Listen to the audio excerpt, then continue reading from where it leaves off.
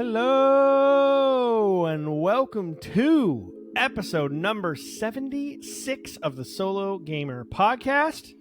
My name is Ian, and I am, of course, joined by our trusty co-hosts, Taylor and Kyle.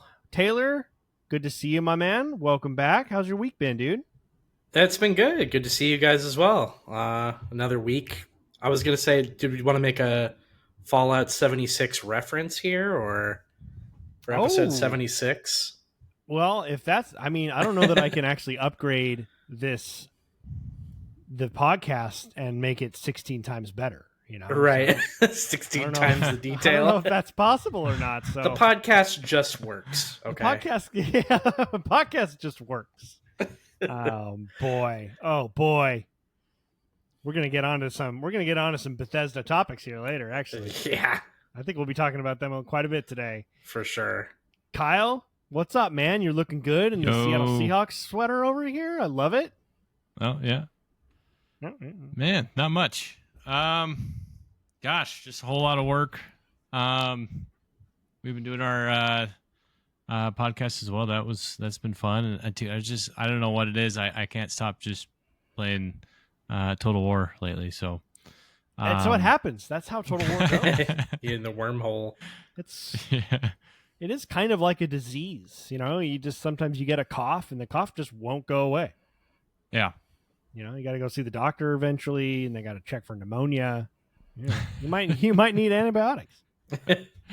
I don't want to cure this disease. Yeah. By the way, congratulations on a first successful episode. Loved the podcast, the football podcast. It was a fun watch. Yeah, thanks, man. We actually have another one in the chamber that will probably be out. I'll probably put it out tonight. I was just working on it before we hopped on here. We recorded last night, and there's some things I'm trying to figure out with the edit, and I with the NFL stuff. So for those listening, Kyle and I have started our NFL podcast, just kind of a weekly show where we discuss our two favorite teams and just sort of the league as a whole. We kind of do we review the week that happened before, and then we do a quick little preview of what's coming up. And I'm just trying to figure it out with both of these shows, actually, the most efficient way to kind of figure out how to do clips and shorter pieces of the show. The service that we use very handily will cut things that it thinks are good clips. Sometimes it is. Sometimes they are. Other times they're not. And it's kind of a fun way to go through. But it's also, I was trying to figure out, there's got to be a way to be more efficient with how to get them posted. Because it's like posting, grabbing the one you like, editing it in a way that you want it to edit it, adding in the, I like to add in the little subtitles for the clips that you'd see, the short, like the reels, the Instagram and TikTok reels and stuff. It does take a little time. You got to add in background music. It takes 10 minutes or something like that. Then you got to export it. You got to download it to your computer. Then you got to upload it to each thing, go to TikTok, go to Instagram, put them on there, go to YouTube. It's just like, this is such a waste of time. There has to be some kind of service that I can upload it just to that, and it just does it all for me at once, right? I know that's out there. So I've been trying to find one that isn't just straight up like AI, because I'm a little worried about how that might. Apparently I was reading that if you queue up, for a bunch of creators are noticing that if they queue up they pre-schedule their clips on Instagram, that they don't get they get way less engagement than when they just post them. Yeah. Interesting. And it's some kind of issue, I guess, with the way the algorithm grabs reels and stuff. So it's like, okay, so not only that, but I can't even schedule it ahead of time and kind of do it all. I can't say, okay, I'm going to take an hour to put 8-9 clips together and just queue them all up to release one a day. I have to do it individually every time. And so that's been very difficult for me to keep up with that, trying to do that every single day. So I'm looking around. I'm just kind of figuring out ways to do that for both of our shows. Because I feel like, especially with something as topical as a weekly NFL show, yeah, you want to have the full version of the episode out there for the people who end up really liking it and listening to it, but you want to have the 4 to 5 minute discussion clips about a game or about a matchup or about a player or about something that happened, and for YouTube, just like all of the big guys do, the Rich Eisens and all of these sort of sports podcasts and video game podcasts. TSG is interesting. This is much more of a, well, they're both passion projects, but I feel like an NFL podcast is a little bit more farmable. Mm-hmm. Whereas our show here, we do this because we really like to talk about all of this stuff. We, unless we're talking about gaming news or new hardware or like game of the year or these really specific things, some of the clips are like, a clip on Alien Isolation being released in 2025 is not going to, you're not going to get a bunch of hits on that. And that's fine. I don't give a shit. I'm here. I love this. And I love our listeners that write in and just, they give us the topic ideas when we ask them. This is awesome. It's just a very different style of show. So I feel like I want to figure out a way to be more efficient with all of that though. So yeah, one thing at a time, just trying to do it when I get time. And I'm just still this last month or two, it's just been very taxing and lots going on. And just, I have not been able to, I feel like I'm still just kind of like, I was explaining this to Alicia earlier. It's like, I have all these things I want to do. And my brain is like, wants to be on a bike and going to a destination. And then when I look down, I'm just on an exercise bike and I'm not moving at all. I'm just like, I just keep having all these ideas and okay, all right, I'm going to start going to the gym this week because of this. And I'm going to start doing this and I'm going to start doing that. And I just have not been like, I just don't have the gas. Like I have not been able to hardly play that many video games every week. I keep thinking this will be the weekend and that's not happening. And so it's been a weird couple of months. There's just been a lot going on, just both like in personal lives and professional as well. Professional life, like my work has been really chaotic with someone who's been leaving in kind of a dramatic fashion. Just a lot of stuff. So it's I, again, coming back to it, I love this show. I love you guys. Love everybody listening. Thank you. I look forward to this every week. Even though half the time I'm stressing about how to make it better and how to get more clips up and how to figure out how to do all this with the amount of time I have. It's funny. Same with games, right? It's like, we love to play games, but even that almost becomes kind of a job. Like, I haven't played very many games. What am I going to talk about? I know. Yeah. At least with the nice thing, I guess, with the football, like the football show though, too, is like you watch the game for the 3 hours it's on and then it's over and then you talk about it and there you go. And then right. Yeah. And it's cool. Cause Kyle and I, fortunately we live in the same place. So Kyle always comes over every Sunday and I have 2 TVs. I bring the TV from my bedroom out. I hook it up out into the living room. We have one main featured game on per window, and then we have Red Zone on the other one. So we're watching all of it and seeing the biggest plays and who's winning and all that, and kind of remembering that. And then I need my like emotional 48 hours to be able to like talk about cool off and not lose my shit. Yeah. In either direction. I feel right? that. Yeah. I don't want to come in and be like, we're going to the Super Bowl. I'm just such a jock for about 30 to 60 minutes after a football game, regardless of which direction. Man, that makes me allow my analysis to. Right. Yeah. Man, I wish I lived closer to you guys, because that would make watching football a lot more fun. I kind of had like a little bit of a ritual for a while where I was going to my parents' house every Sunday and I would like watch the games with them and eat food and stuff. But a lot of the circle I have around me here in Arizona, they're sports fans, but they're not like really like dyed in the wool kind of sports fans that will get together like that. So I miss stuff like that, man.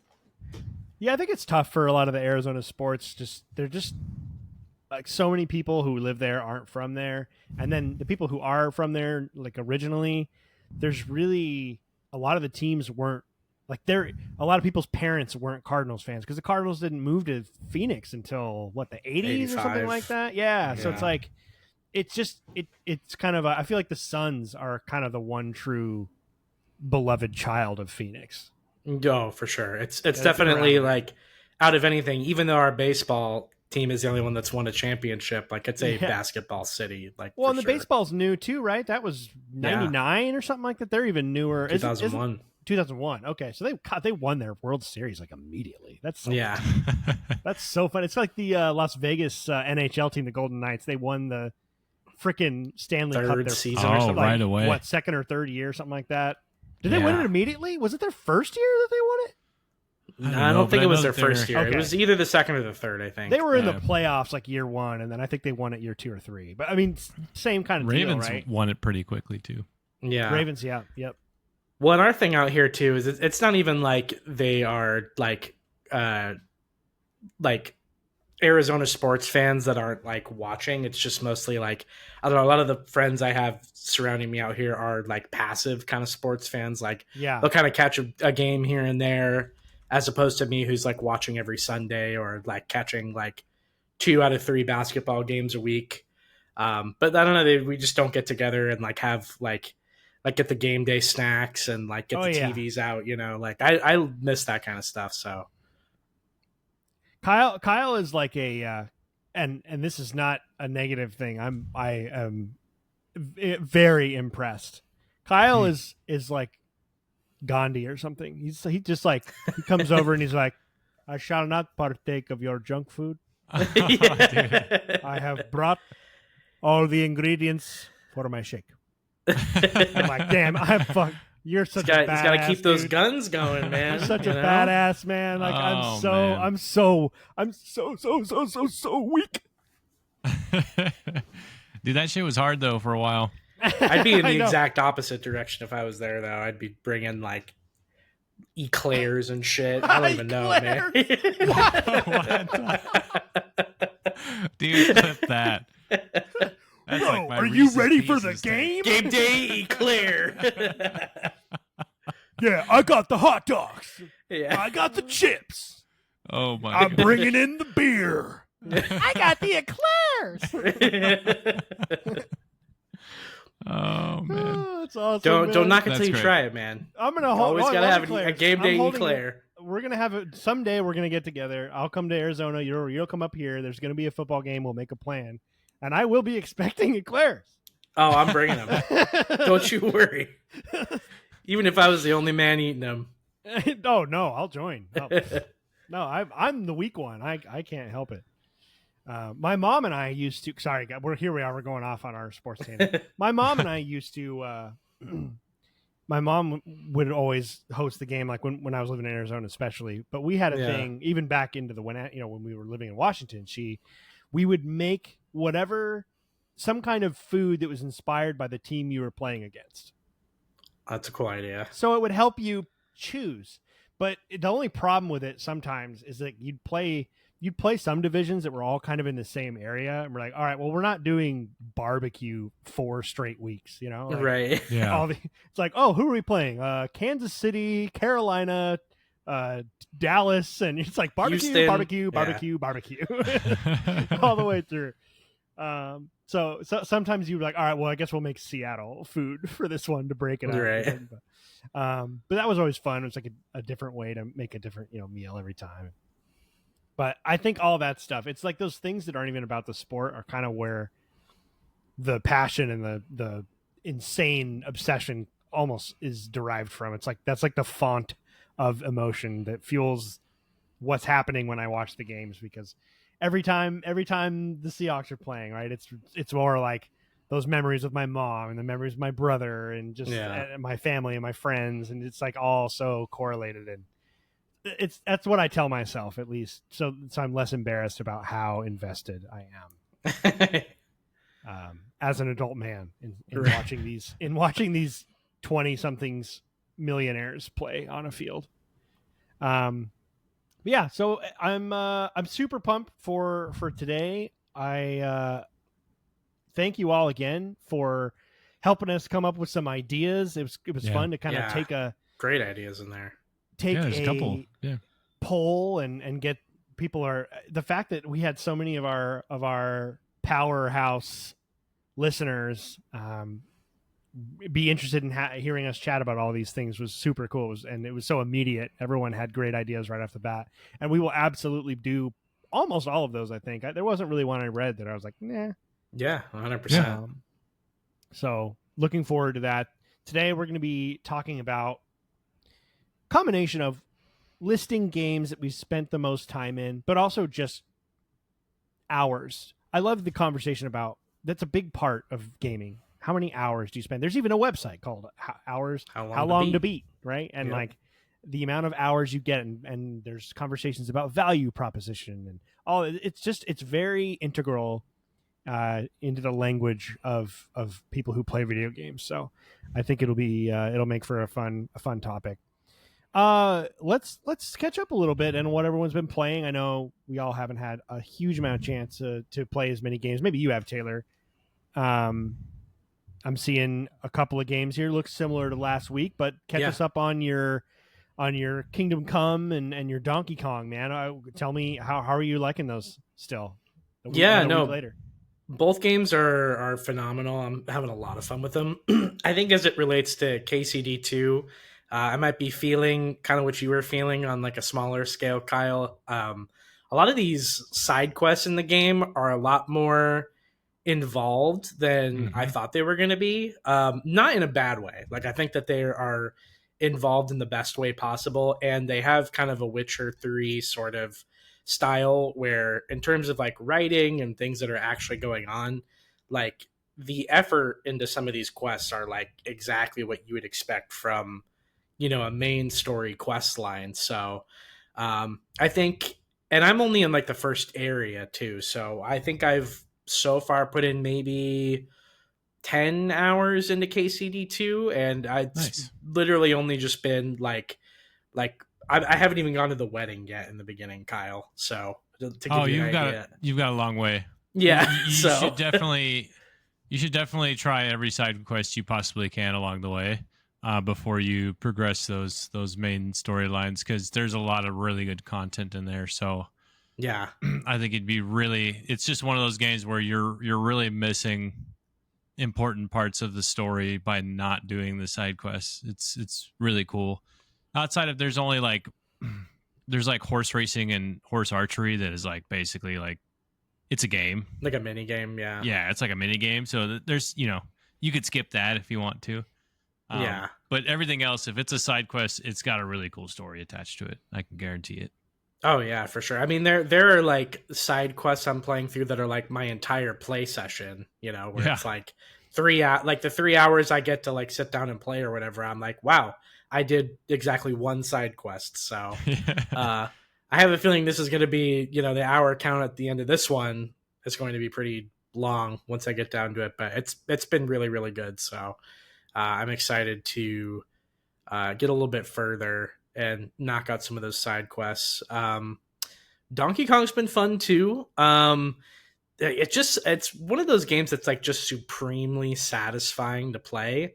A lot of the mechanics in it are based around like punching like holes through like mountains and stuff. Like there's like kind of like a mining mechanic where like you have to like kind of dig through mountains and dig underground to find these like different collectibles.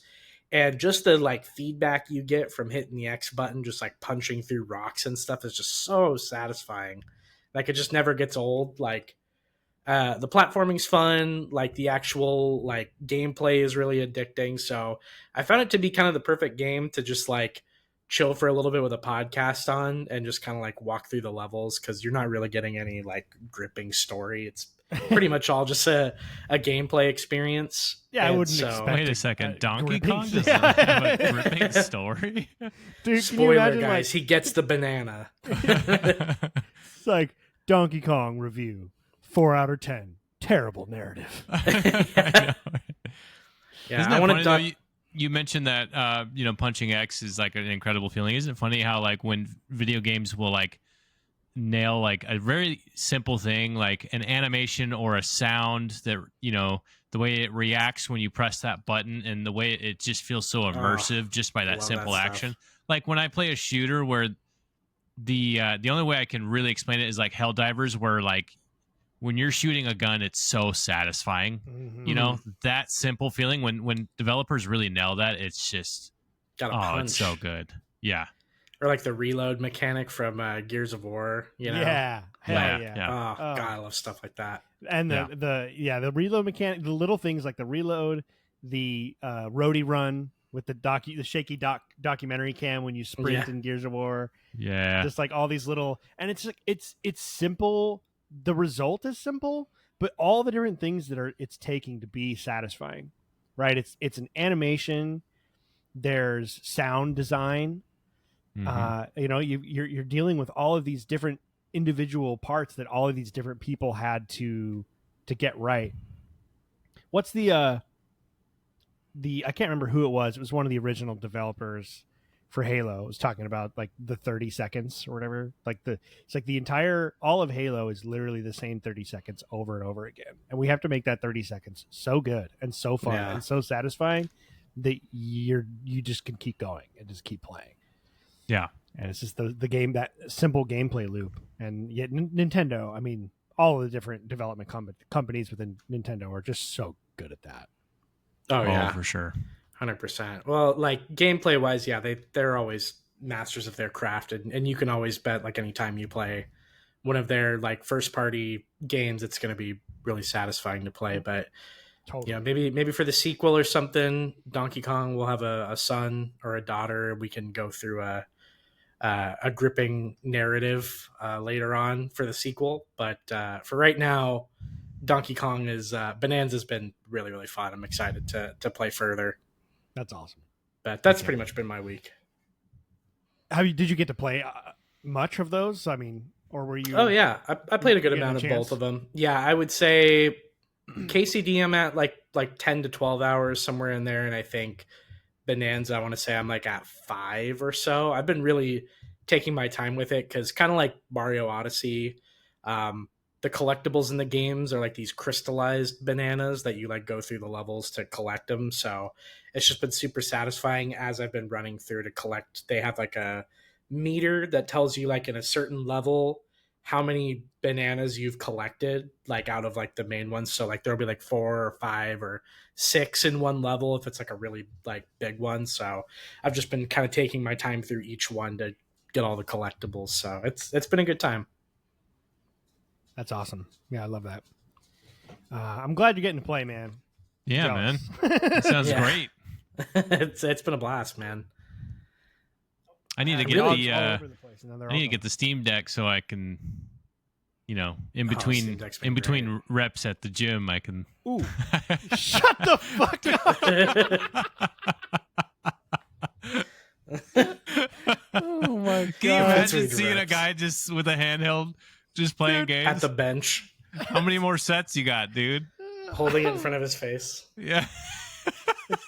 Dude, attach weights to the side of it, right? Oh, there you go. Oh, there you go. You just gotta hold it.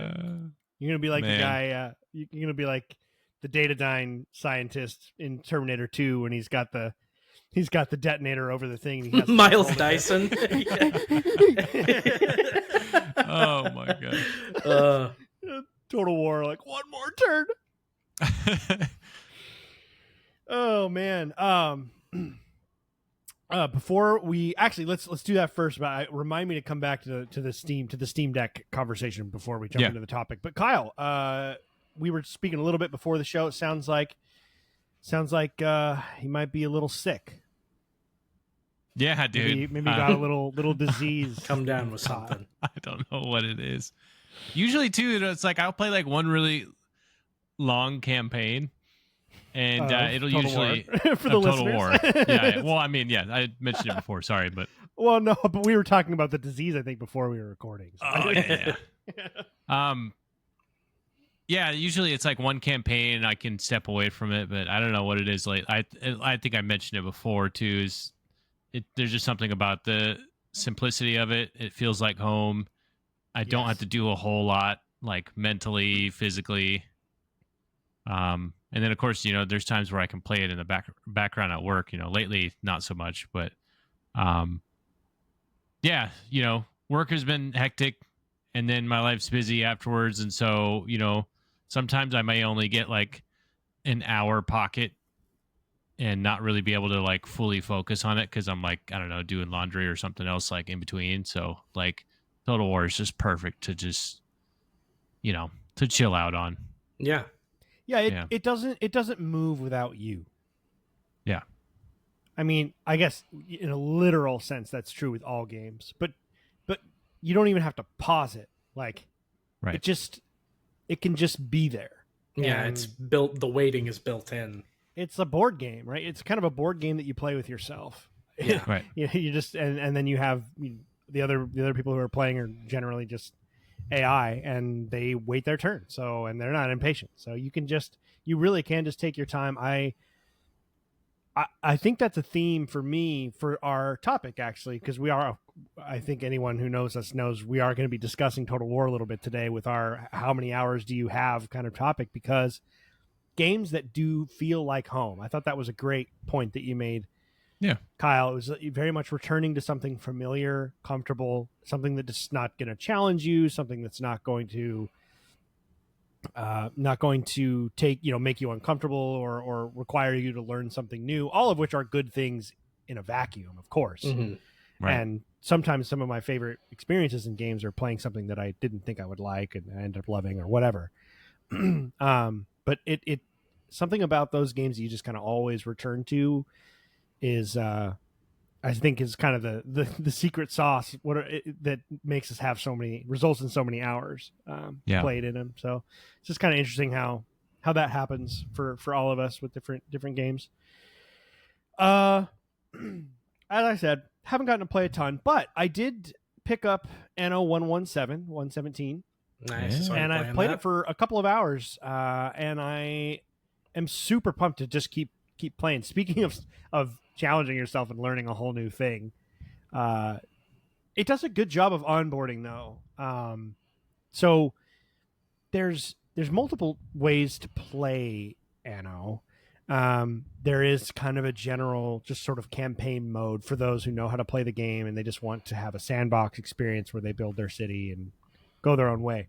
But there's also a campaign that kind of has a story, and this is not it's not a historical game at all. It's not trying to be historical.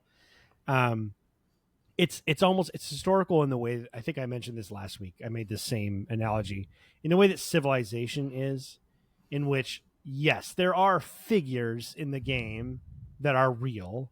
There are civilizations that are real, but the whole thing is it's on a made up landmass. It's a sandbox with these. They're just sort of like, they give you the factions to sort of understand how things are going to go, right? It's like, if you're going to play as the Romans, you're probably going to be kind of military. If you're going to play as Gandhi in Civilization, that's going to be very different than playing as George Washington or whatever. Yeah. And so it's kind of like that, where you have it's Rome. You're talking about emperors and empresses and Rome and all of these things, but you are not. It's not like Rome Total War, where it's like, this is the year that you're in, this is the situation. You're literally, there's the city of Rome. You're on, you're in the real world time, and it's these islands. They're just these random islands. They don't even really talk about what's going on. The emperor is not a real emperor. It's just sort of like the setup, the set dressing for the city builder. Yeah. And it's cool. Basically the campaign is interesting. It's very, very good at teaching the game. There's a couple things I still don't understand. Sometimes it'll show you, oh, when you see this panel, here's what these things on this panel mean. And I was like, great. But then I was like, well, where the fuck is this panel? I don't understand. Where do I go to find what you were just showing me? So there's some of that in there, but beautiful art style. The little campaign sets up, there's kind of a story where it's a fully voice acted. These kind of basic character models that just kind of talk like this, and it's not like you can tell that it's just kind of part of the flavor. It's not like a bad thing. And the emperor has chosen you to basically go to this island that was used to have a beautiful Roman settlement on it, but it was destroyed by a volcanic eruption many years ago, and it was completely abandoned. And you're coming back, and your job is to rebuild the city and bring glory back and all that stuff. So it's a great little setup. And I'm still just learning the basics, but it's so fun. It's just, you build the road, you're painting the roadways and building each house and just totally deciding how you want to make it yours. There's a great upgrade paths to all of them as you build more different types of production. So there's like different kinds of food, fisheries and warehouses and farms, and it really does get detailed. You're growing hemp to make clothes with. Oh wow. And then there's a tailor that sells the clothes, and the nicer clothes you make, the nicer like the higher class of people want to come. And so then you get different classes of citizens. So you've got like the plebeians, and you've got the nobility, the libertés or whatever, which are like the lowest, kind of the peasants. And yeah, eventually you get the nobility, and they all need different things from your city, and you have to manage that. It's a city builder. It's totally a city builder. It's a blast. It's relaxing. It's pretty. You get to build your own little Roman village into a giant city eventually, and so I'm really enjoying it so far. If you're into that kind of thing at all, so far, based on a few hours of play, I would highly recommend it. We'll see what the tail is like as I get to spend more time with it, but I'm very much looking forward to jumping back in. It's been man. Fun. I've got 1800, so I got to try that at some point. Yeah. Let me know. I feel like if I play this one long enough and get into it, I probably would kind of go back and play 1800 and just see how it's different. I love the Victorian era kind of steampunky vibe of that one. I think that looks really cool.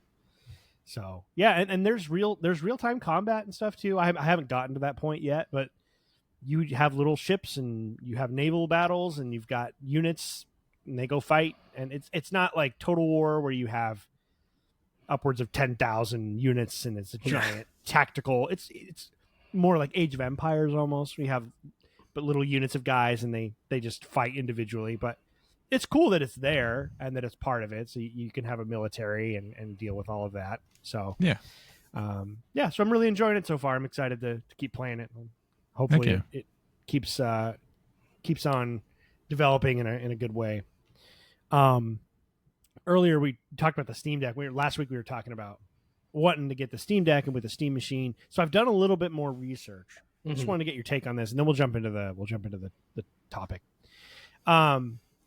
So the Steam Machine coming out, basically the gist I'm getting from all of the super nerds is that Steam is building the Steam Machine to be incredibly affordable, because what they have found is that 70% of the people who are actively playing on computers via Steam have specs that are worse or at least equal to the Steam Machine. Yeah. Which is a massive majority of people. Yeah. And that's what I was saying earlier this week when we were talking about the Discord. I'm like, I'm definitely in that camp. Right, you're there, and so I think this will make for an interesting conversation, because I think the community, the Steam, YouTube, online PC community, is a little disappointed. They're not pitchforks and torches, but they're just like, oh, okay, so the Steam Machine is kind of more for like a middle ground thing, and it's already extremely limited. It's kind of like the same conversation you hear about the Switch, right? It's like, it's coming out and it's already outdated. Yeah. It's not even going to be as powerful as like a Series X or a PS5, apparently. Like, that's like about the ceiling, apparently. Yeah. That's what that we're looking at. And so while I think that's a great move, given the economy, given tariffs and dealing with really expensive electronic parts, because we don't manufacture a lot of that stuff in the United States. I completely love the idea, but I don't really love it for me. I'm not looking to spend somewhere between $400 and $600 to downgrade.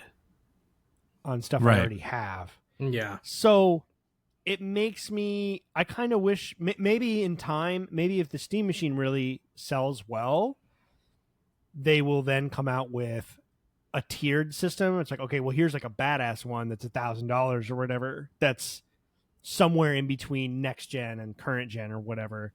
But just kind of knowing that, for me personally, as much as I am excited about the ecosystem of Steam, I might actually hit the brakes a little bit. I do kind of want to see what Xbox does, not because I think they're going to succeed, but just out of curiosity. Yeah. Before I buy a Steam Deck.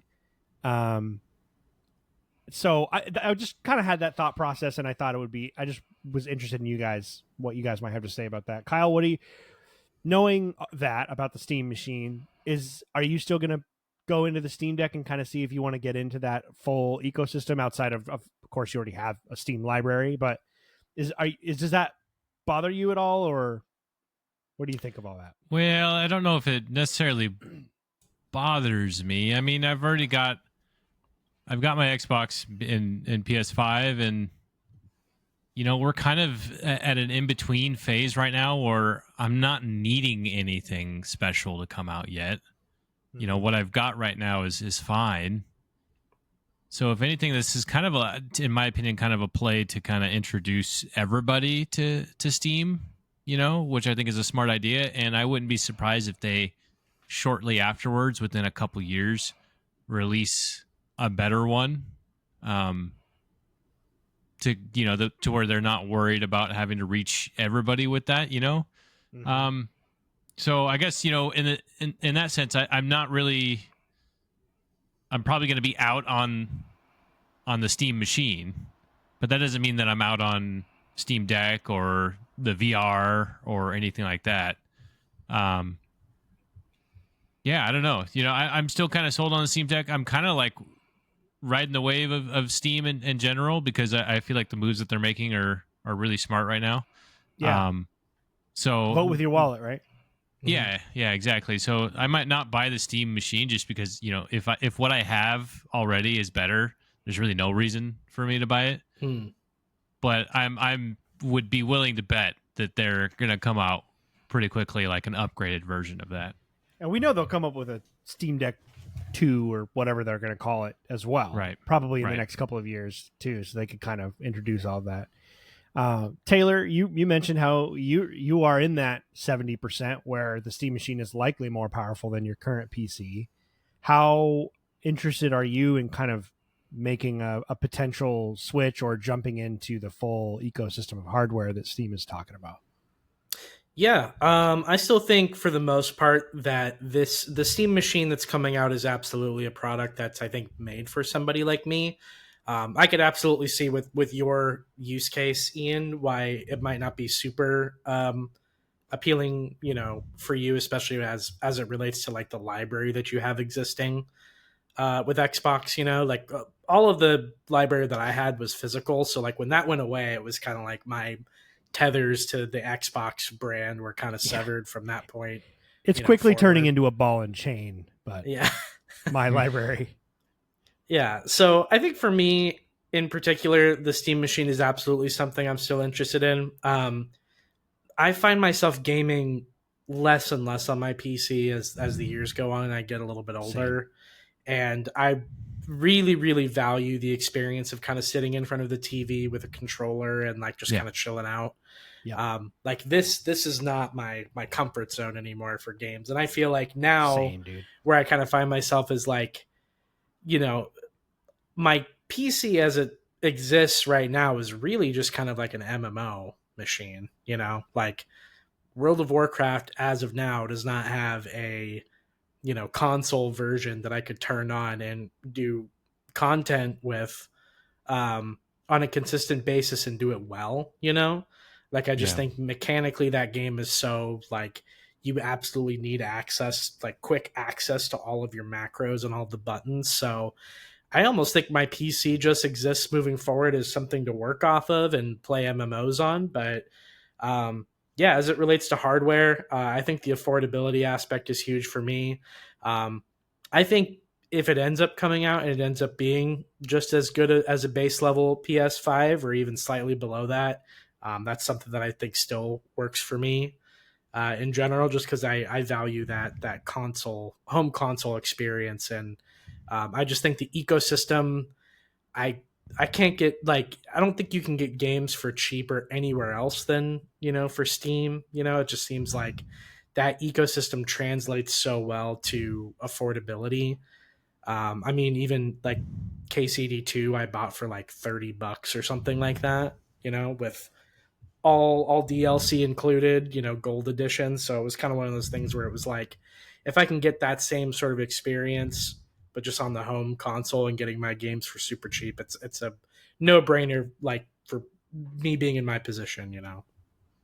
Yeah, no, I couldn't agree more.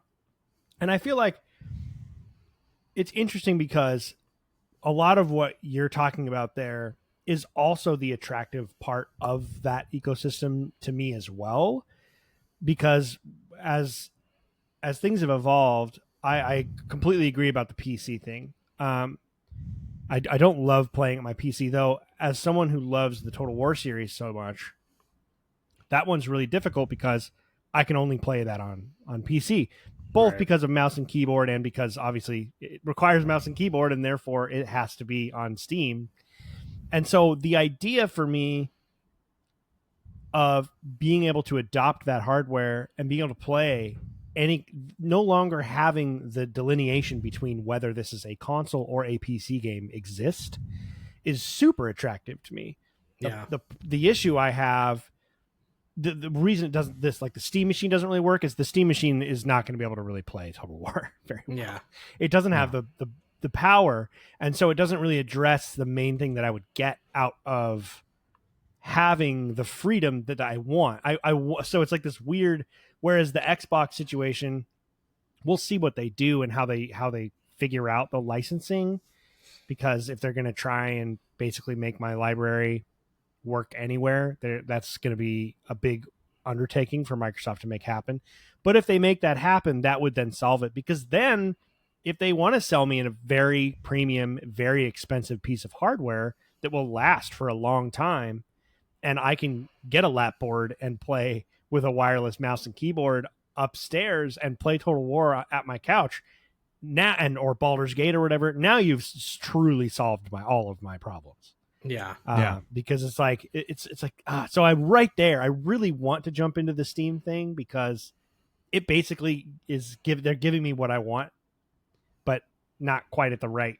I need a little bit more power, I think, because I'd rather spend a little more money and just not have to buy something else for a long time. Yeah. Because now that we have this, everything's open, you really only need to buy one thing. Yeah. Which is pretty cool. Well, as it relates to like hardware too, I mean, like, early adopters are always like the people that not miss out, but like, you're kind of beta testing a lot of those like early feature sets and hardware systems, and then kind of like Kyle was mentioning earlier, when they come out with that more souped up 2.0 version of whatever the hardware is, and then you can buy in. One, it'll be cheaper and it'll be more user friendly, and probably what you're looking for from a hardware perspective. So it makes sense. I was also just thinking maybe I could just build a smaller PC that doesn't have Windows. It just has Steam OS. Yeah. Right. And then you just use that as a console, connect it to your television via HDMI, make sure it's powerful enough to be able to run 4K games, and excuse me, and then get the Steam controller or whatever, and then it's got Steam OS, so that's it. So it would still feel like a console. Yeah. Another key point too is I feel like Steam is kind of the bridge between PlayStation and Xbox exclusives too. Right. So if Steam can really figure this out, right, and they really nail it with their products here, it's like, I mean, you've got you have the ability to pull in from both sides here. Mm-hmm. Which is huge. I mean, that makes a big difference. So I would, repurchase some of my favorites on Steam if they really nailed it. Yeah, that's well said. I completely agree. I actually think that's probably, at the moment, as things currently stand, that's the sole remaining advantage that Xbox does have, is that the Steam OS is not going to be, you can't run Game Pass on a Steam machine. I mean, you can. It's got Linux on it, right? So you'd have to go, it would be kind of like pretty technical to figure it out. Yeah. Whereas I can do it on Steam Deck right now. Like I have an app that runs the Game Pass app, the XB Play Steam. Or whatever. Yeah, but you definitely have to do some tweaking of systems, and it's certainly not like plug and play. Like I've had to watch a couple videos to kind of make sure that I'm like installing it correctly. But also I'm a first time Linux user. Mm-hmm. This is the first time I've ever like used Linux in my life, so it's definitely more customizable, right, than you can imagine any other operating system. Certainly more than Microsoft, but yeah, I would say if you're looking if you're somebody out there who kind of wants to just plug something in and just have it work, like it definitely takes some finagling. So yeah, I just feel like if everything works right, and that's a big if. The new Xbox console is going to be running a version of Windows that isn't like the ROG Ally X, right? It's going to feel like an Xbox, but if the rumors are true, it will have Steam capability as well, and there won't be any. You won't have to do anything crazy. It'll just work. Right. Thanks, Todd. Yeah. Yeah. But I mean I think that's the only thing to me that's like, okay, that is sort of that's the easy answer right there, because then I can just go between all of my libraries, Steam, Xbox, and it's all on one place and it all runs really well.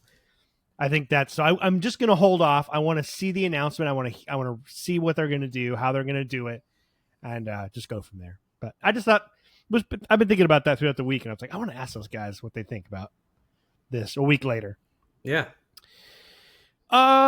Let's jump into our topic. We got one right in again. Sorry everyone for I keep falling down on the job of getting these topics kind of in and getting the questions in and all of that. So we'll come up. We are working on a solution to kind of figure that out, especially now that we have so many good topics. Yeah. I just figured let's start with our write-in. So we discussed it earlier. Our topic today is just going to be about how many hours we spend in games and what are some of the games we spent by far the most hours in, and why do we think that is, and what gets us coming back to some of these great titles. Lord of the Cream wrote in, and he said, Team Fortress 2 is by far my most played game, over 2,000 hours. Damn. Wow. I can't even comprehend spending that much time in a multiplayer shooter. We are very different human beings. Battlefield 1942 has to be up there, but that was way before hours were tracked, so I have no clue how many. We also kind of have that problem with some of our games too. Oh, that's a banger. Battlefield 1942? Yeah. Yeah, it's like the OG Battlefield, I think. Yeah. I think so. Yeah, I remember a classic. I remember seeing the physical PC box for that in Costco growing up. Oh man. And I always really wanted it. Yeah. There's like the guy with the tank, and he's like, yeah. making a war cry face, and there's like a tank behind him and everything's on fire. And it had you remember the cool on the physical PC boxes, the front had a Velcro tab. Yeah. And it would open up the front and have a whole like insert about how cool the game was. Oh yeah. Man, the great World of Warcraft ones have such a nostalgic like inner sleeve too, with like screenshots and stuff from the game. Yes, totally. What a great game.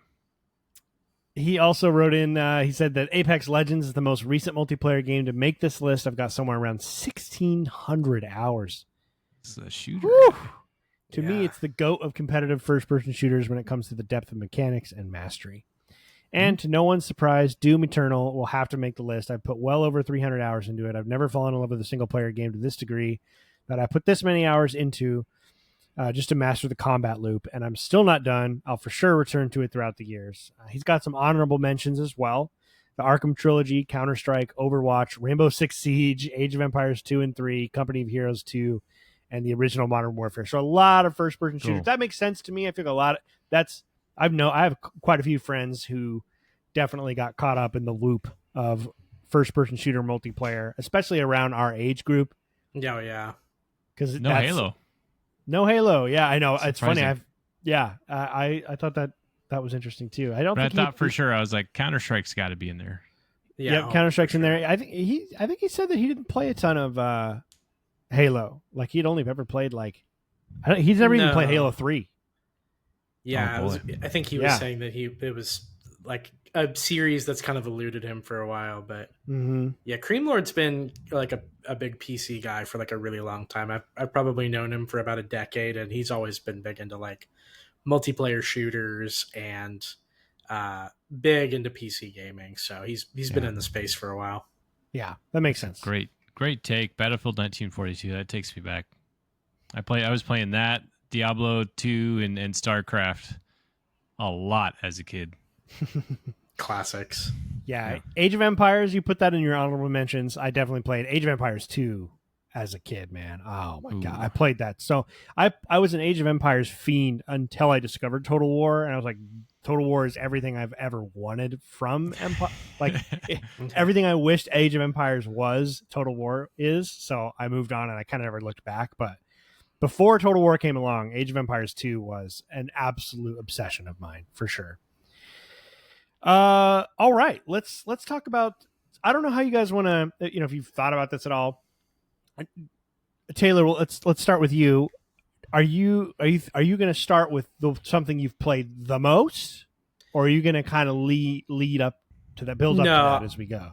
I think I'll probably start with something more single player related. I think everybody kind of knows what my most played game is, so I think everyone knows mine too.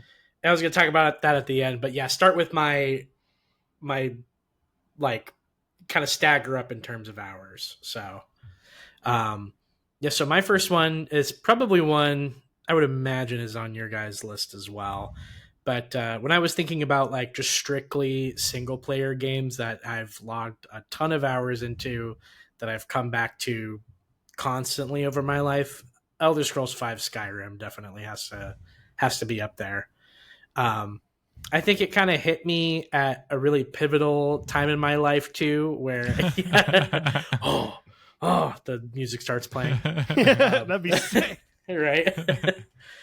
I think that game hit me at like a really pivotal time in my life, where like my time to like, I don't know, ability to stay awake for long periods of time was at an apex, So, whereas like I was really big into Oblivion, but I was also still pretty young at the time too that I played Oblivion, to where like Same. I think I probably have less than 100 hours in Oblivion, like as a game. But Skyrim, I don't know exactly how many hours I have logged into it. I have like an approximation. It has to be somewhere around 300. But I was just talking to somebody the other day about how many times I've played through that game. I think I've played through it 4 times.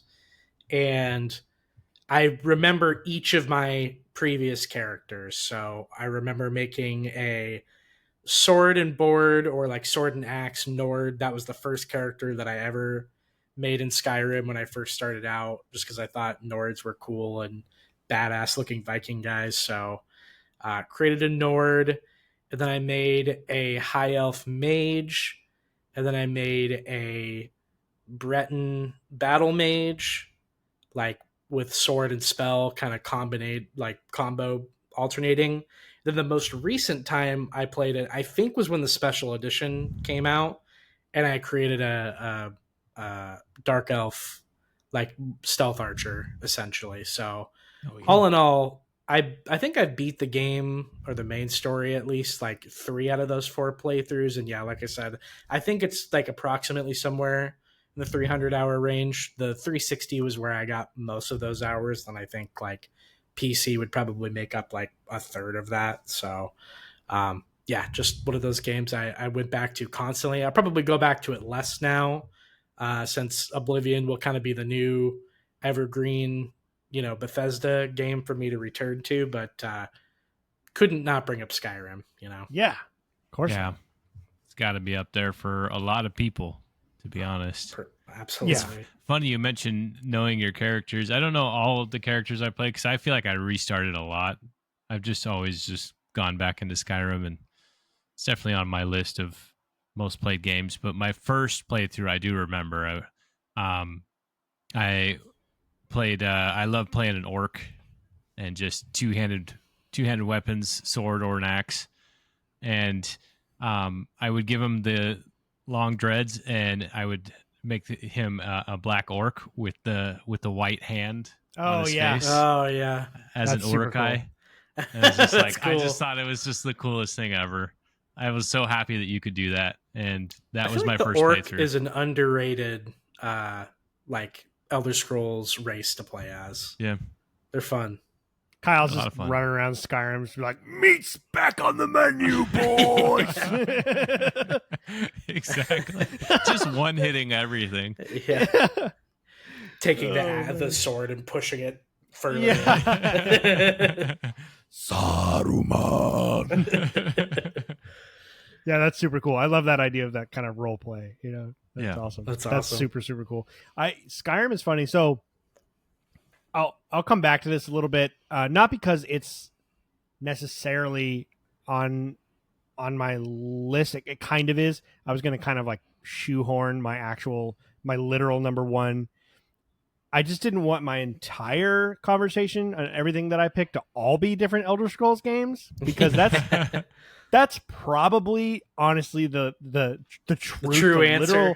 The true answer is probably Oblivion.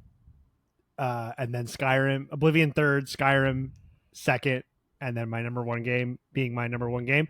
But so I'm just like, well, that's stupid. I'm not going to do that. Like I'm not going to, I want to talk about some other games. So, but Skyrim, just the Elder Scrolls as a whole has just been with me long enough now to where the way I play those games has changed with me to kind of reflect the way I play video games in general. Because like when I was a kid, the Morrowind, like the original Morrowind came out, and I just didn't know what I was doing. It's kind of hard, and I just kept restarting new characters over and over. I loved the beginning of Morrowind. I knew the first 5 hours of Morrowind very well. I just would just kind of do the same, but I just wasn't good, and I didn't love the combat. Oblivion was what hooked me. I created I think I had an Imperial. I just made an Imperial.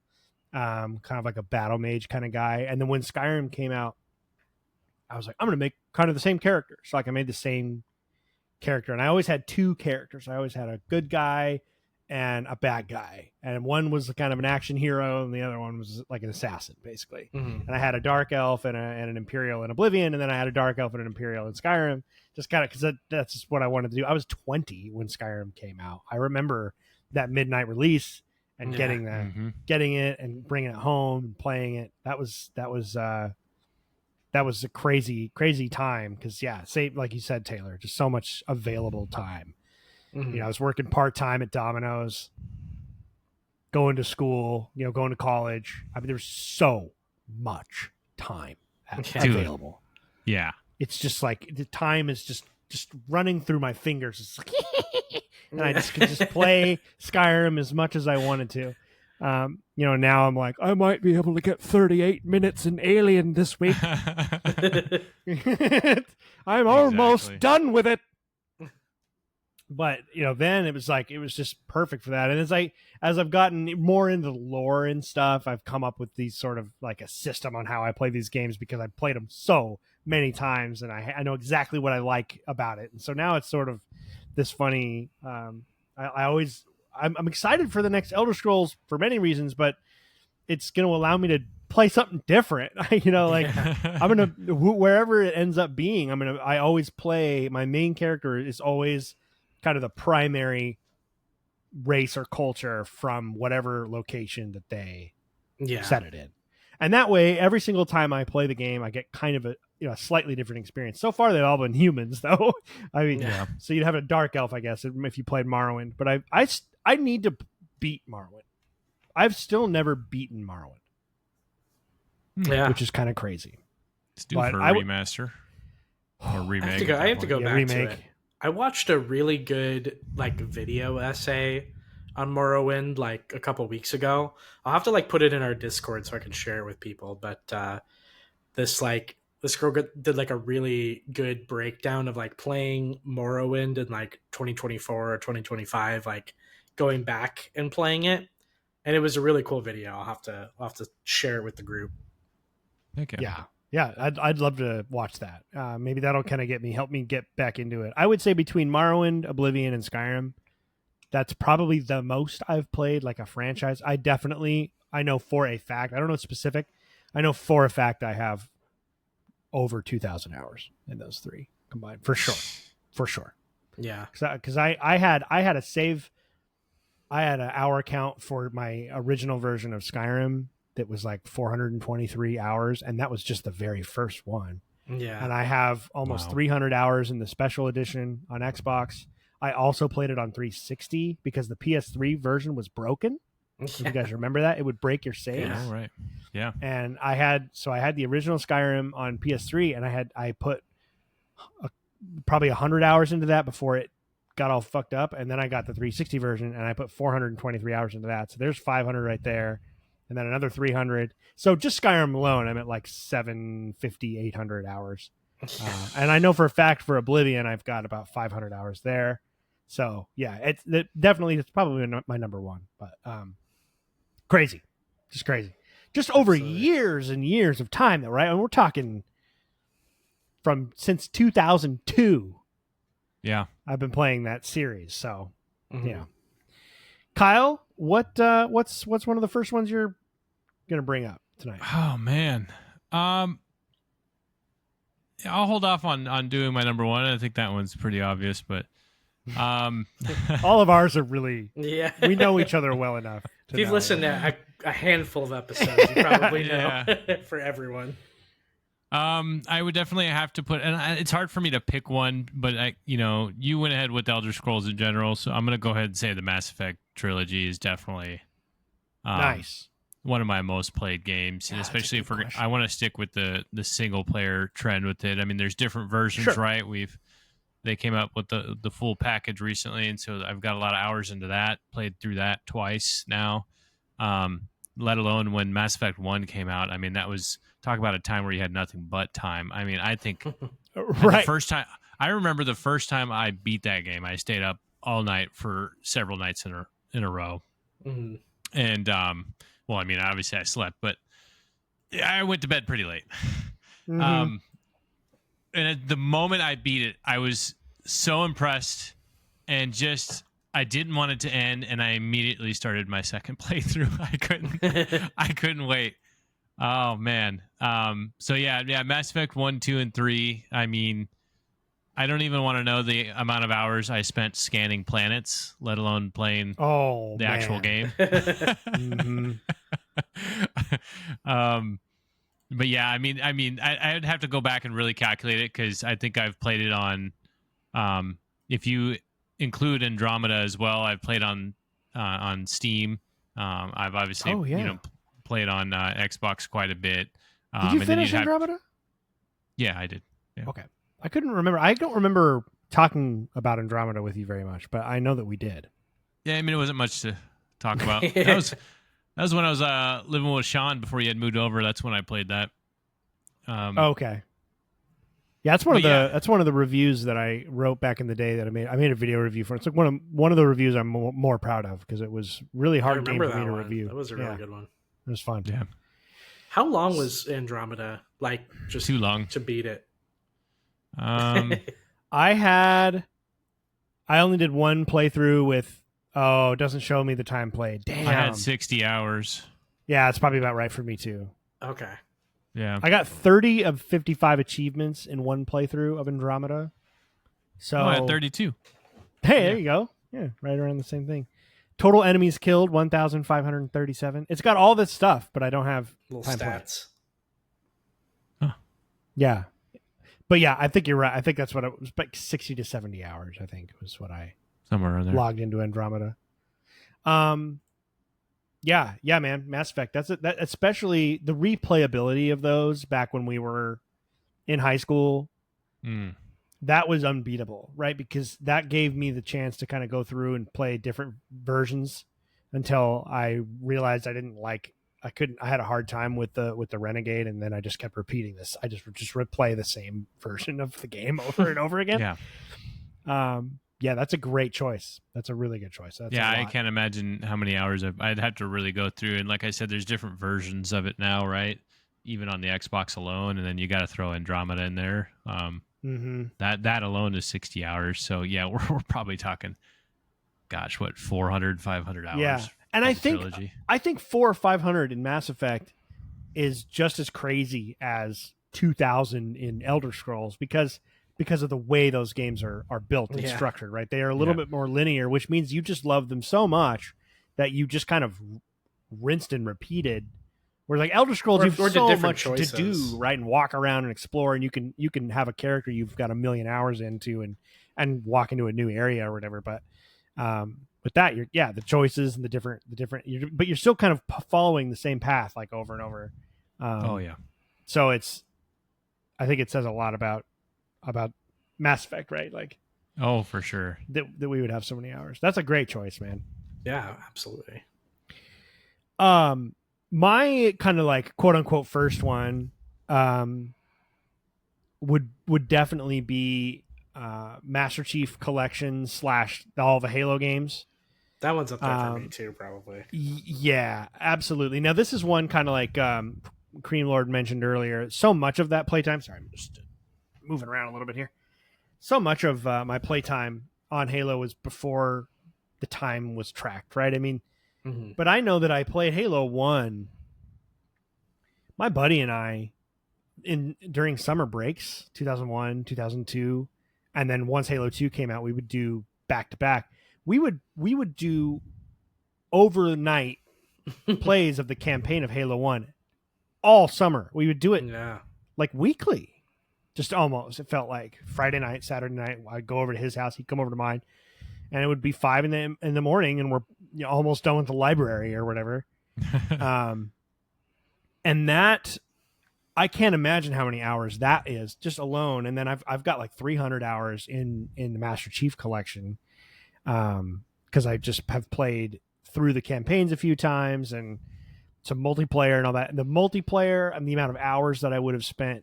I wasn't even the biggest multiplayer guy, but I played a lot of Halo 3. Halo 3 multiplayer, that was there. I didn't play Halo 2 multiplayer very much because it wasn't something that I wasn't playing games online on the original Xbox. It was the 360. The first multiplayer experience I ever had was Call of Duty 2.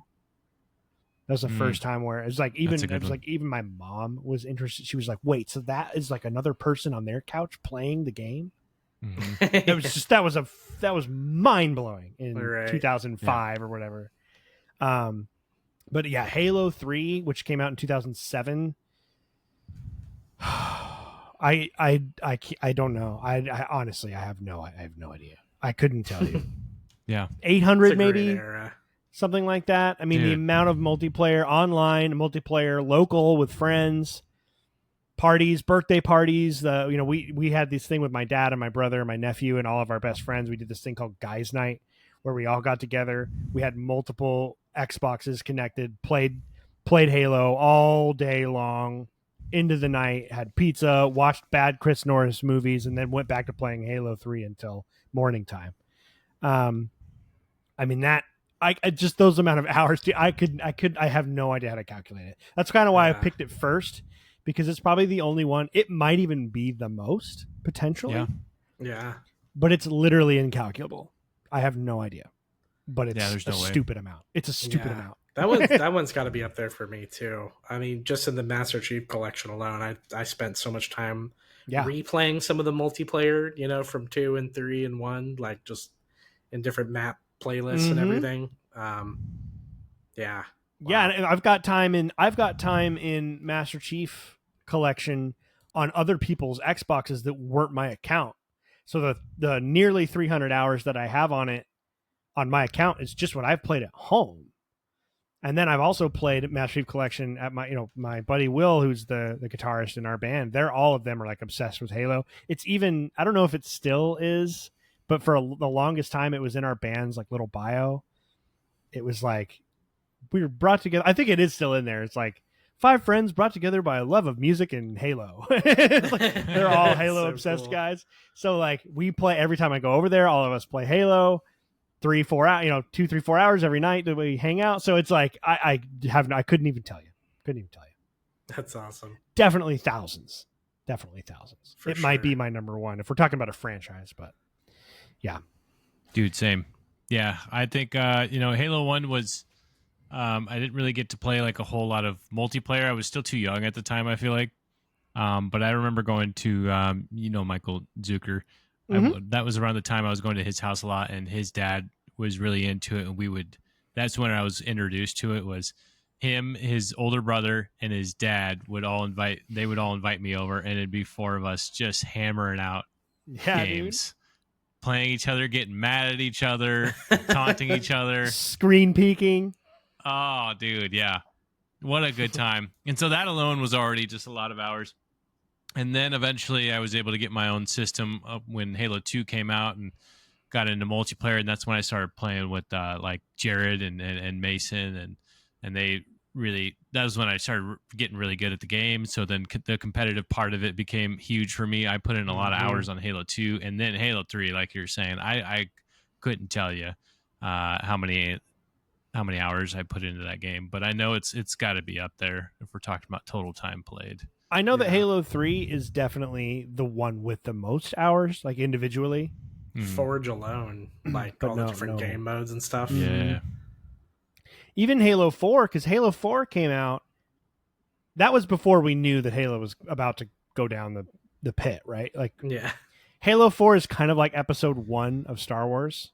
Yeah. Where it was like, it came out, and it was good enough to where everyone was like nervously just kind of telling themselves it was good. They're like, yeah, that was awesome. This is really great. This is good. It's good. Like, kind of convincing yourself that that came out in 2012. That's the same thing. It was 21 when that came out. So that was the same situation. Dominoes. It was me and Kevin just living in that ghetto ass apartment. He was in one room. He was in his bedroom. I was in the living room. Halo 4 multiplayer all night for many minutes. So even you just keep racking up the hours, man. Like Halo 4 we played a shit ton of Halo 4 multiplayer before we realized that it probably wasn't really worth it. So it's crazy shit. Taylor, what's your next one, man? I'm curious. I know you're first, obviously, like we said, but I'm not sure what this one's going to be. Yeah, so this one is a recent addition, kind of a game that I was obsessed with for a while. Still very obsessed with it, and I think it's. I talk a lot about the episode that you guys did several weeks back when I was sick, and you guys were talking about like your gaming bucket list, like what's something that you want to accomplish in a game.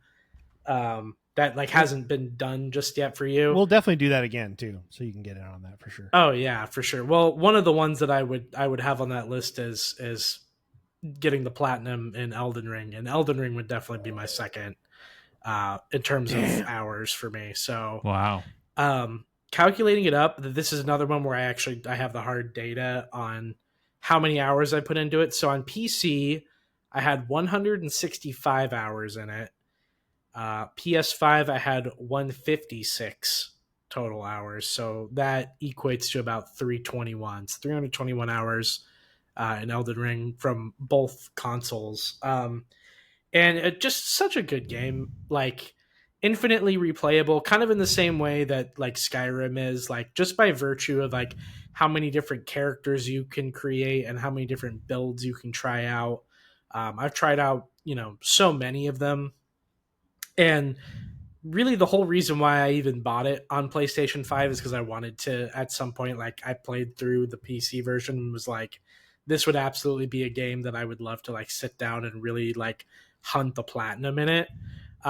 Just because it's such an easy game to do it in, not in terms of like the actual gameplay, but like just in terms of like the items you can get. It's kind of one of those ones where it's like you upgrade every item, you beat all of the bosses, you explore all of the areas. So I find that those games are always the most intriguing ones for me to go in and get the platinum or achievements in. So that one was big, man. I think I was That's huge, thinking about a lot of games that I've sunk a lot of hours into. I'm thinking kind of recent within the last couple of years, with maybe the exception of one. But yeah, Elden Ring is one of my favorite games of all time. Like, no doubt, it's just such a great game, and like I could easily see myself putting another 300 hours into it, by just another playthrough alone. And now they just came out with DLC for it. I haven't even beat the DLC for it either, because it's so extensive and dense. So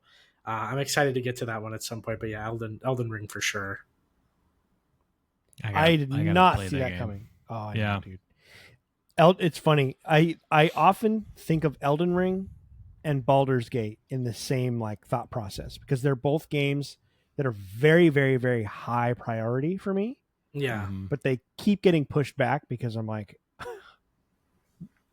they're so intimidating just from a time perspective, let alone difficulty and learning curve, all that stuff. It's like, I look at them and I'm like, God, I want to play that so bad. It's so good, man. It's so fucking good. It's maybe I crazy. should just do it. Maybe I should just do it.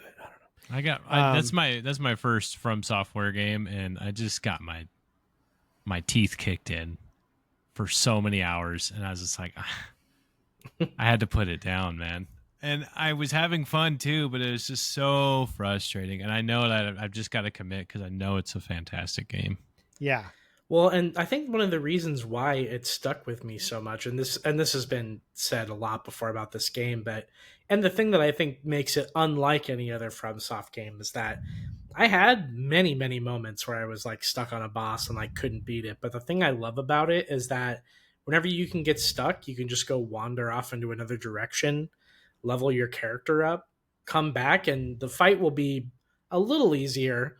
There's not any fights in the game where I truly like one or two shot at anybody, but like one of the things I kind of love about it is that like it's one of those games where if you find yourself kind of bashing your head against the wall, sometimes it's just a matter of exploring in a different area, maybe running through a couple other dungeons or so, like leveling up your character, getting a new weapon that maybe that boss is weak to, and bringing it back to that dungeon to be able to do it. It's kind of one of those games too where I find like kind of spoiling myself is also kind of fun for it too. Like if I get stuck on a boss, like I have no qualms in Elden Ring about being like, what's the best weapon to beat this guy and how can I get it, kind of thing. And there's so many different summons that you can get that can help like enhance the gameplay experience. It's just such a like, it's a really malleable game, in terms of its difficulty.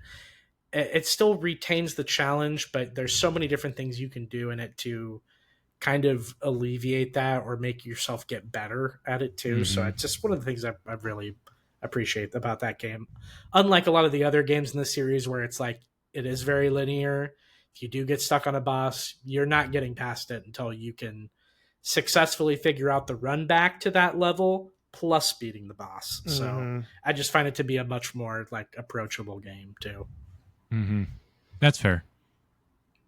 I think where I got stuck with Elden Ring wasn't so much the difficulty. Obviously, that's part of it, but or just the vastness of it, which is also intimidating. But I think that because I did play it, I did start a character. What I was finding was happening was that when I would start to look things up, the theme I kept getting was like, well, don't mess this up. Right. So don't use this item to upgrade. Don't upgrade this. This is a waste. Like you're going to waste these really valuable upgrade things. So I was just like constantly just frozen. Like, I'm like, well, I feel like I need a better weapon, but I don't know where to go to get a better weapon. So I should upgrade the weapon I have, but that's a waste. And now I'm like, wait, what if I don't get enough of these shards or whatever they were to like upgrade this? I just kept like, I was constantly questioning myself instead of just enjoying. It's like trying to level up my character. I'm like, well, I kind of want to I had this idea of making a sort of like a battle mage character, like kind of a hybrid melee combat, like a sword and board with the ability to heal myself and maybe hit someone with some fireballs, right? But it was like everything I was reading was like, well, just don't if you put too many points in this, you're going to ruin the whole build. You're going to ruin everything. And I'm just like, so I was just playing scared the whole time. Like, I just felt like I didn't know what the right move was, and every place I went felt like I wasn't strong enough. So every experience I had with a new place was nothing but just failure. And I was like, I'm not doing this right. I can't beat any of these guys, and I'm nowhere near good enough. And I think I just need a fresh start. I want to go back and make that character again because Magic is a little bit more accessible in that game. Yeah. And I like the idea of making a battle mage where I can kind of rely on a combination of melee and be able to block some of the easier guys' hits and stuff and shoot fireballs and heal myself without having to use I know it's not an Estus flask, but whatever the Estus flask is in Elden Ring. Just things like that. So I feel like I have an idea of how I want to do it, and I'm excited to go back to it at some point. Maybe that could be my next big game. Maybe I'm gonna have people choose my next big game for me because I can't decide what my next big commit. My next big commit. I don't know what it's gonna be. I know what mine's gonna be. Listener, oh, okay. Well, I want to know. But listeners, maybe I'll put a poll out there or something. you can help me decide. All right.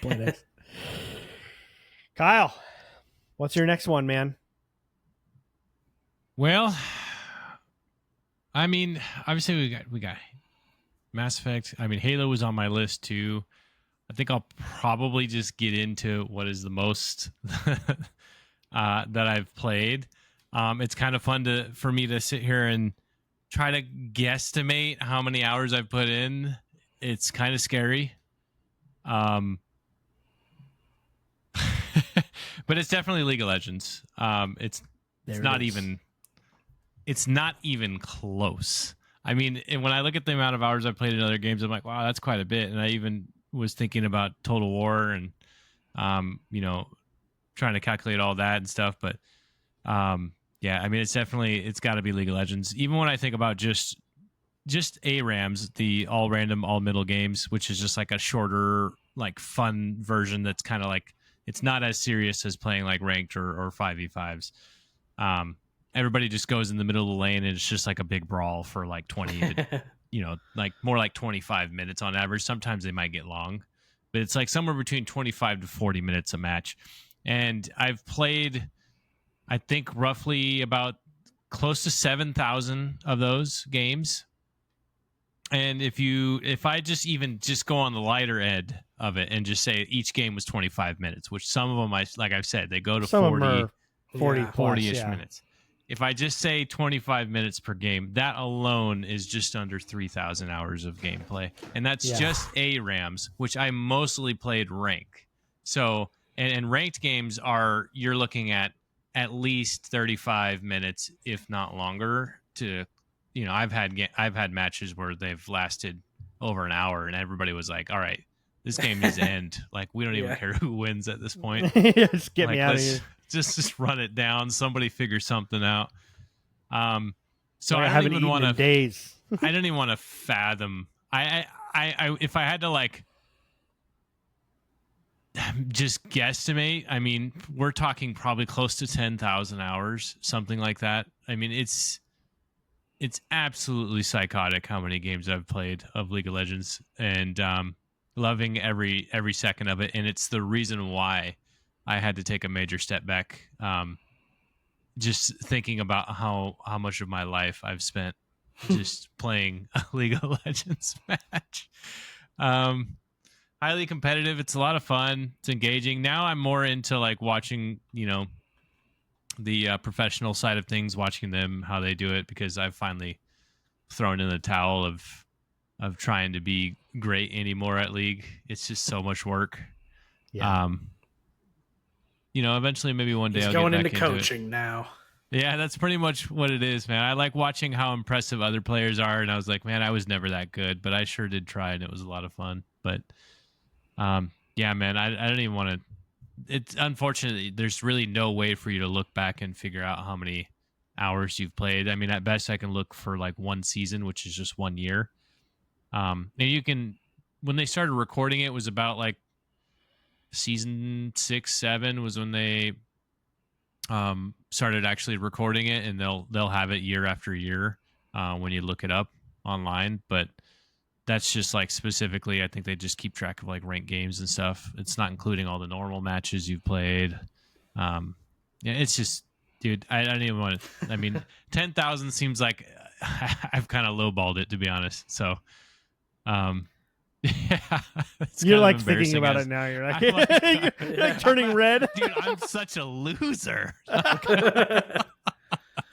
Oh man, but man, it's a time that I didn't realize I was spending because I was. Hey, time is just a construct. That's what they say. It's true. That's what you tell yourself. Fair. What is it? 400 and you had fun with your time. 10,000 hours is 417 days. So yeah, just at least a year. Mm-hmm. Yeah. Of a league match. Yep. The only other human I know that comes close to that is our buddy Tim. I don't know.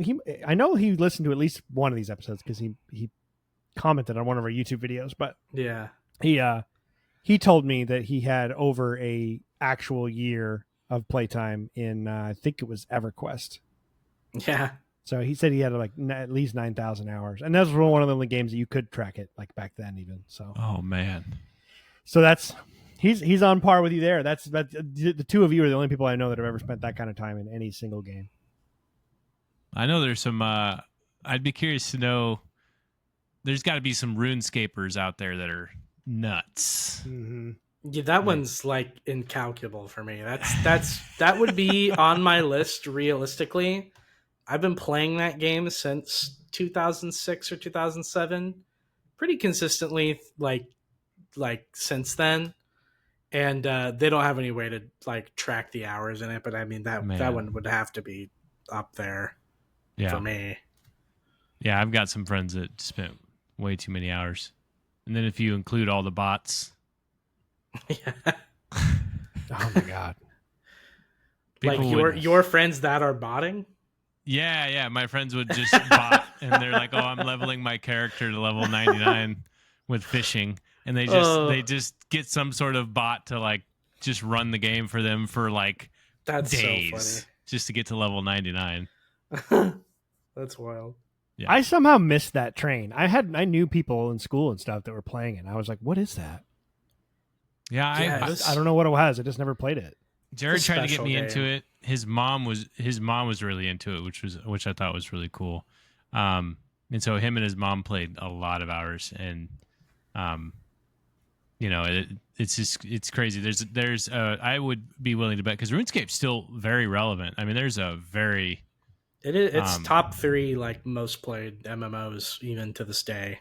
Yeah. Wow. Yeah. That's like in terms of player count. Yeah. That's so crazy. Yeah. It's so good, man. But it's one of those games too where it's just like it's like a nice, fun little point and click adventure game. Like the quests are very well designed and well written, and they're all like really funny. The universe is just really heartfelt and really cool. And yeah, it's just one of those games too that's so like AFK-able. Like while you're watching a movie or like a TV show on one monitor, you could be kind of passively skilling on the other screen, and it's like one of those games that's just perfect for chilling out with like a tablet and stuff. I think like a tablet honestly is like the best way to play it. Like it's just a big enough screen with just enough like screen real estate to work with that like you could easily like sink so many good like hours into that game. Yeah, and it's low stakes, and it has a really cool social element where there's like a real community and like an economy within the game. Where you're really communicating with the people around you, selling and trading and developing friendships. I mean, crap, I've heard of a lot of people getting married. Oh yeah, from the PvP is nuts in that game too. Yeah, so that's pretty crazy. That is definitely kind of an easily forgettable one, just because it's not anything we're playing right now. But yeah, it's amazing the amount of time that people have spent.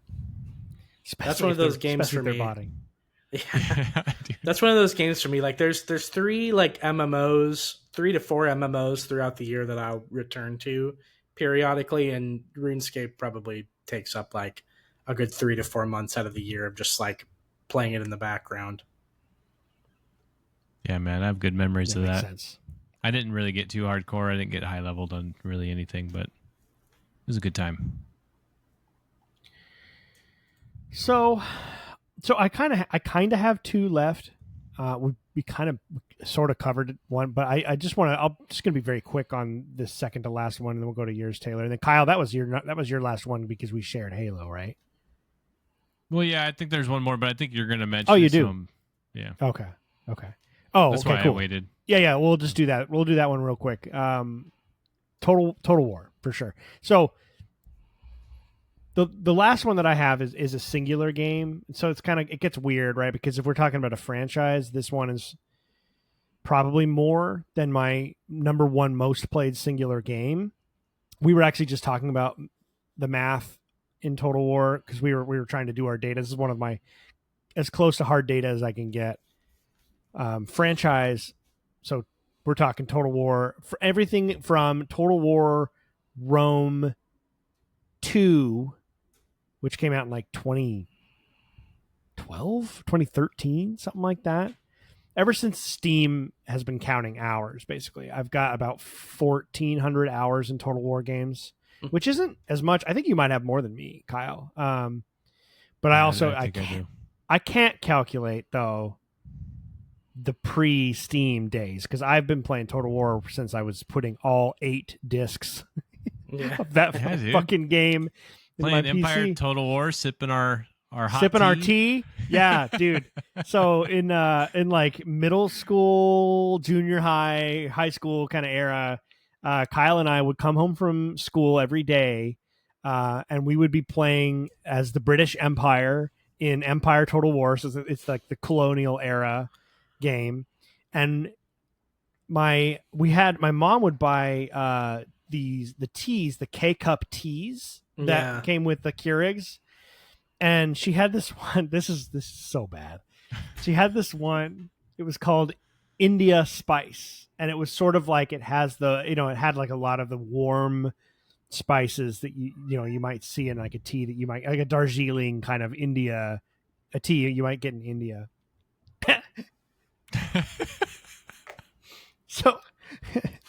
So we'd be the redcoats, we'd be the Brits, and we're subjugating India. Oh no! and we're drinking our India tea. It's like, this is good tea. I think we need to take the rest of this fucking country. Oh no! Because man, as soon as we get this tea, man, the trade income on this tea is phenomenal, massive. Oh my god! Oh my god! Just slaughtering these like little armies. Yeah, and starving their populations with blockades on their coastal cities, and So that was a lot of fun, and those hours are uncountable, right? I mean, those were off the disc proper onto my old Gateway PCs and shit. So another one. I think that's kind of my threshold for these franchises, right? Halo and Total War, minimum 2,000 hours, I would say, is probably safe to say. And I don't have any more hours in a franchise than that. And Elder Scrolls, right, as we talked about. So I don't know if you have any more you want to say on that, Kyle, your experience. I know you have more in the Warhammer games than I do, certainly. Yeah, I mean, what I was able to calculate through Steam and Epic Games with Troy Total War, I was at 2,061 hours. But again, like you were saying, it's like that doesn't account for, playing the original Rome and Medieval and Rome, Medieval 2, Empire, Napoleon. I first played on disc. Like I didn't even start doing Steam until like 2011. 2010. Right. It's when I got my first gaming laptop. It was my graduation present. Oh, it's a kitty cat. Oh, there's Tara. She's making a guest appearance. Haven't seen Tara in so long. She doesn't have the bed to tear around on behind you anymore. I know. So I not a whole lot to say on that. I mean, that's those kinds of games. It's just easy to lose hours into it. Easy to lose hours. Comforting. just slow paced, addictive. It's got that nice loop where you're spending time on the map and you're kind of building your empire, and then the battles kind of weave into the story that's kind of, self-told story that's being woven as you go. And just the context of the battles, right? I don't play a ton of the battles. I only play them when they really have a lot of meaning. So that's always been something that it's crazy how many times I have so many fond memories, and each one kind of feels like a different era of my life. Yeah. Like I feel like, the Empire and Rome 1 was kind of like the era that we were playing as young adults or old kids, however you want to say it. It's been there for a long time. And each one they've come out in such a way that I kind of affiliate each entry with the time of my life that I was playing them. And then I still go back all the time. I play Rome. Rome 2 is the single most hours I have in any of them. It's only about 330 hours though, because I've got 200 to 300 hours in just about every single one. Yeah. And there's a lot of them. I'd be willing to bet Rome 1 was the one I put the most time in, but I don't know how I'd figured that out. So you'd never be able to know. So, all right, we're getting to the end here, Taylor. Yeah, your last one. Yeah, my last one, World of Warcraft. Who would have saw it coming? What? Released in 2004, 12 expansions, I want to say. So I this is one of the ones I got the hard data on. I actually downloaded an add-on. They tell you if you do, there's a command in the game. If you do like /played, it'll tell you how much playtime that particular character has. So I downloaded an add-on before we got on the show and checked what my playtime is across all my characters for both the retail side of things and the classic version. Oh, wow. Which, keep in mind, I think they didn't actually start tracking playtime until I think the BattleNet acquisition happened. So this is only like representative of probably about like 2013 or maybe 2012 or something up until the current day. So I have a lot more hours in it prior to that. But in doing the calculations here for World of Warcraft retail, I have 60 days, 6 hours, and 26 minutes.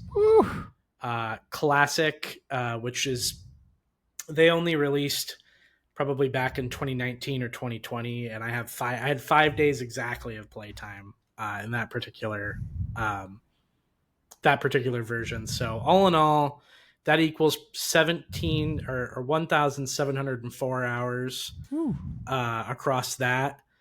Accounting for time not being tracked, I'd probably, like, my best guess would be I'd probably land somewhere in like the 2,500 hour region in terms of WoW. But yeah, I've just been a big fan of that franchise for a really long time. I think that in terms of like just truly fun content to run with a really good gameplay loop, I think World of Warcraft is second to none in terms of that. I just have so much fun with a lot of the raids that they have. There was like a point in time where I was like really big into PvP and looking up guides, and I've been in multiple guilds and things of that nature that I've made some really cool friends through and some really great connections. So it's a game I've talked about a lot, so I'm not going to go too much into it. But yeah, that's easily probably my last one is same. I won't talk about it long. Yeah, it's just the game I put the most time into, but it's kind of staggering seeing some of those numbers, like you don't actually like put it into perspective how long you've played a game until you really have the numbers in front of you, right? So that was cool to see. Yeah, I don't think it's talked about enough, the dominance that WoW had for how long it has had. I mean, that's definitely one of those games where I was like, man, I really missed out on some really cool moments in time in gaming, because there were some DLCs that came out that were just, when I think back on it, I was like, that would have been really cool to be a part of, like the world changing events that were going on and being involved with all your friends. and just the impact it had on the community. Really cool stuff going on. So ahead of its time. Yeah, for sure. And that game launched in 2004, right? 5? Like that? 2004. Yeah. That's so far ahead. They are just like light years ahead of the entire industry at the time. Yeah.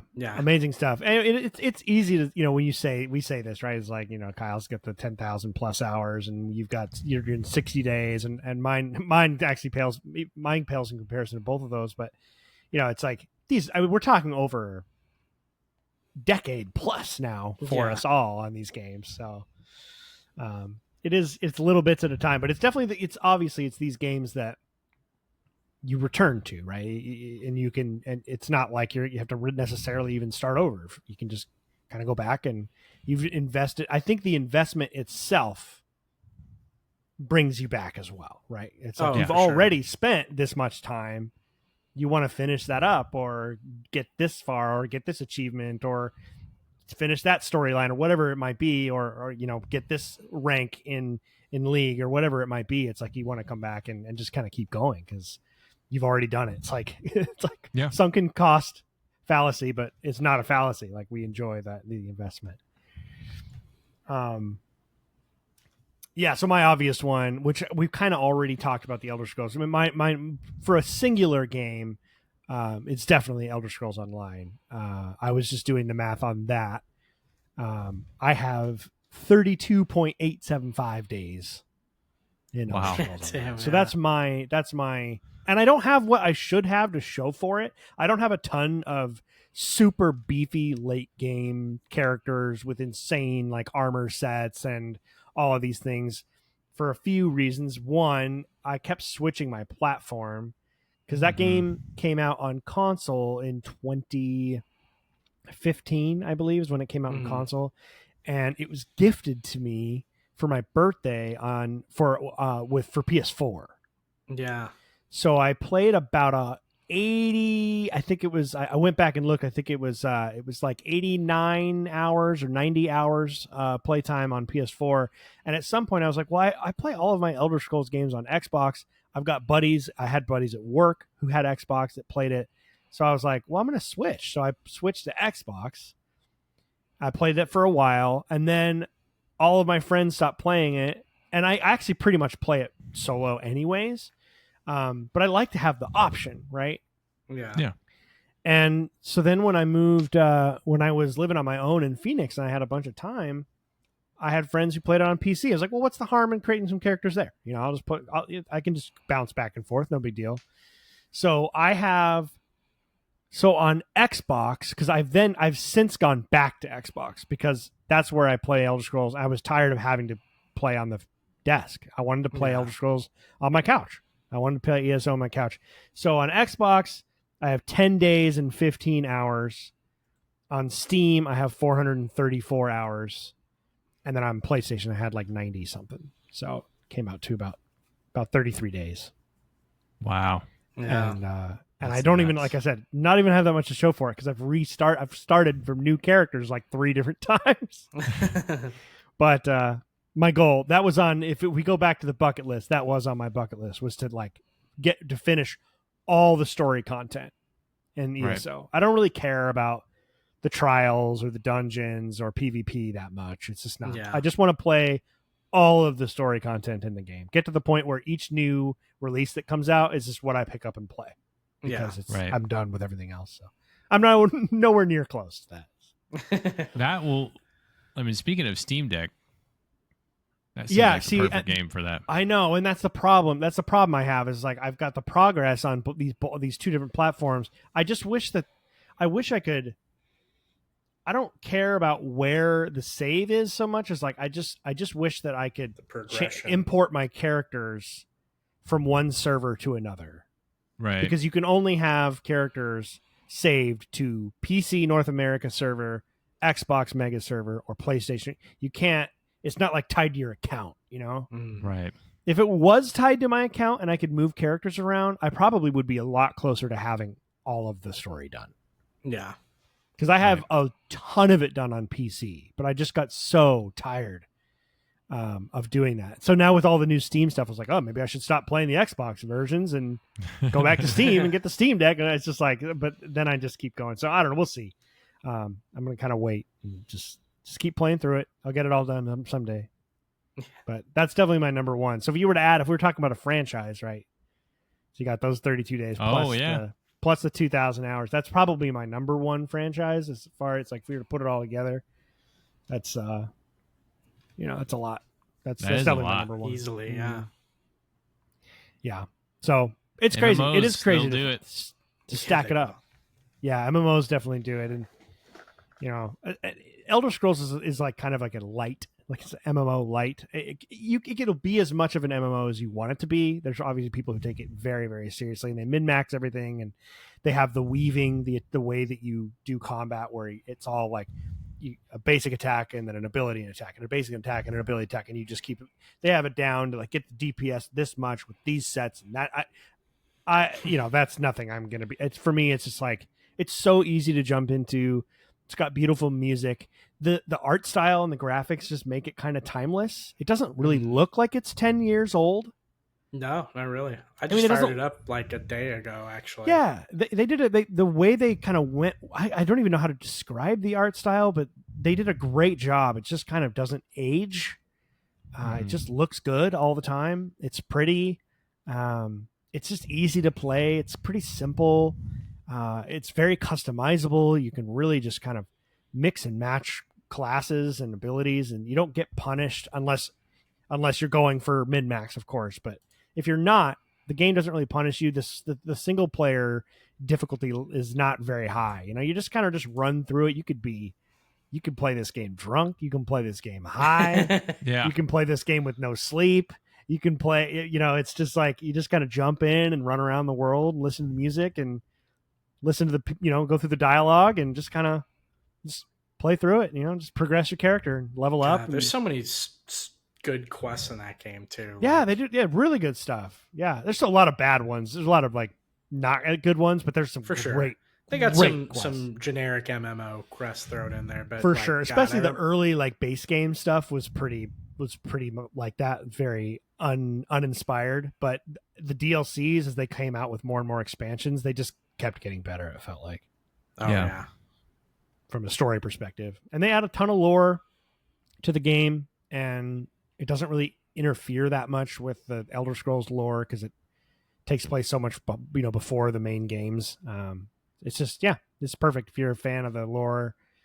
You don't have to be intimidated if you've never played MMOs. It's a very like welcoming, easy game to pick up. And you just, if you're like me, you just play it like you play Skyrim or play it like you play Oblivion. You just run around. I just ignore everybody. As long as you're okay with like every now and then there's like some man covered in lightning riding a flaming horse like at like 99 speed. Yeah. Okay.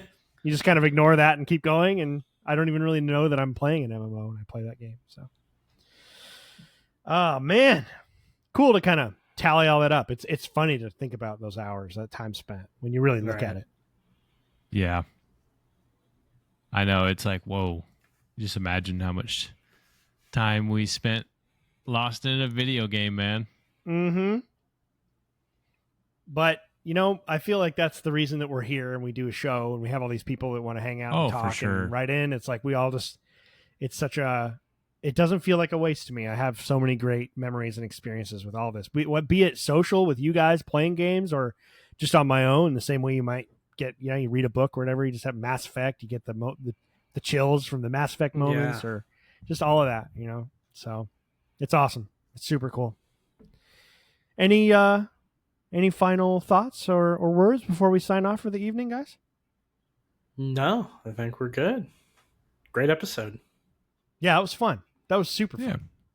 Yeah, thanks for the good ideas, guys. Yeah, very good suggestions. We're going to continue to pull from your suggestions as well as a few other things we have.